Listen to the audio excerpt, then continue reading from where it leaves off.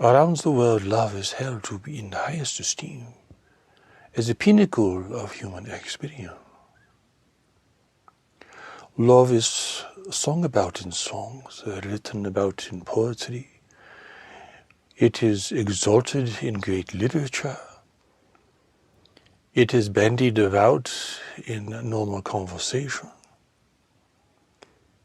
People claim they are in love, that love is the ultimate, that all you need in the world is love, and everything will work out just fine. But very few people understand what love really is. And very few people have experienced love at a deeper level, beyond fascination, beyond infatuation and attachment. Few people have experienced the real power and current of love.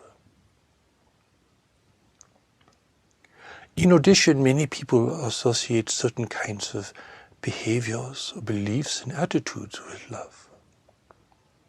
Gentleness and passivity are associated with love. Peace and harmony are associated with love.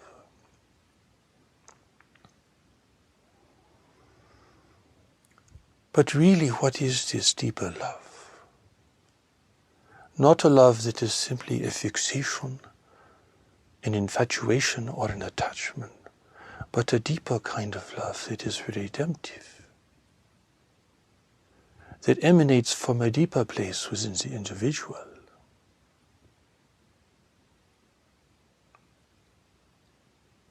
And beyond this, what is God's love? The love of God. Is this merely an infatuation, a fixation, or an attachment?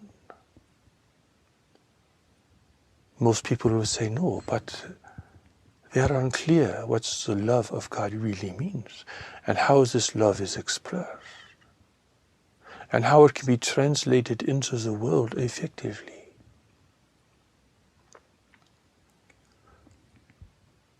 So, today we will speak on love, the greater love that lives within each individual, and the greater love of God, that is the sum of all love in the universe, and is the source of all real love everywhere, in this world and in the greater community of worlds. And we shall speak about what God's new message for the world teaches about love. For there is a new message from God in the world, and love is part of its message. It is necessary here to begin by saying what love is not. Love is not fascination. Love is not fixation. Love is not attachment. Love is not romance, where you are infatuated or taken with someone else's appearance or some aspect of their personality.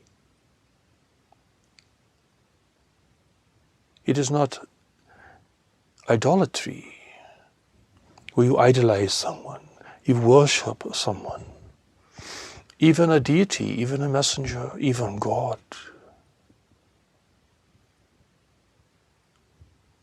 For these do not represent a real relationship, a relationship of united wills.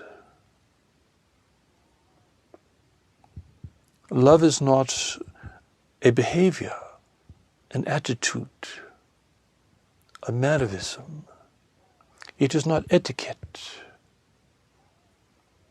It is not convention.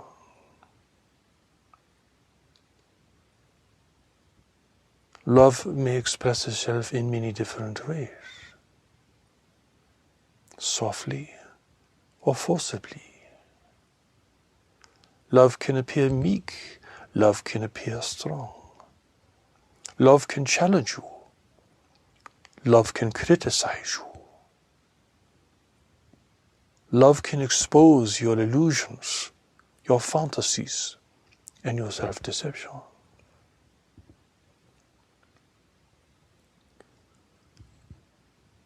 Love is not what people really mean when they talk about love in nearly all circumstances. Love is a deeper power that moves people to do things that are different from their ideas, their beliefs, and their sense of obligation.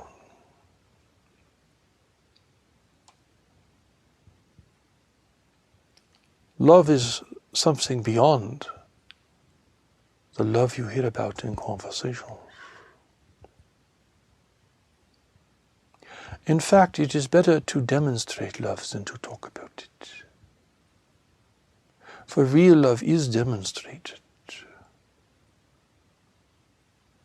It is what moves people to change their lives, to refocus their priorities, to associate with something deeper and more profound within themselves. It is something that has the power to override human ambition, human selfishness, human grievance, and all partisan beliefs and attitudes, religious ideology.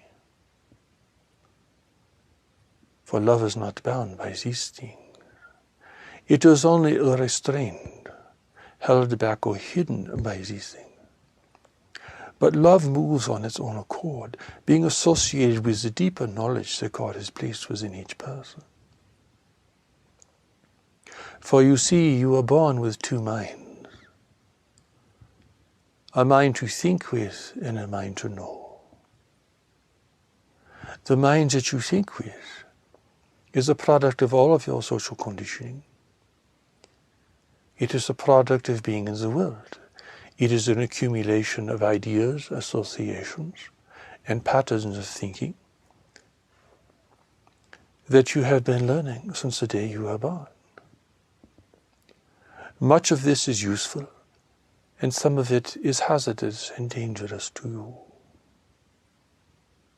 Certainly you have had to learn how to survive in the world, how to survive physically, how to survive socially, how to participate within a family environment, within a culture, or perhaps within a religious framework. You've had to learn how to communicate your ideas and feelings. You have had to learn what society has told you have to learn. As we have said, some of this is useful and important, and some of it is hazardous and not in your best interests. But you were born with a deeper mind, the mind of knowledge. This mind does not think like your intellect thinks. It sees and it knows. It is not what people think of when they talk about the subconscious mind. That is more associated with your worldly mind or intellect. This deeper mind is not subject to conditioning in the world. It is not patterned or conditioned by the world. It is not threatened or intimidated by the world.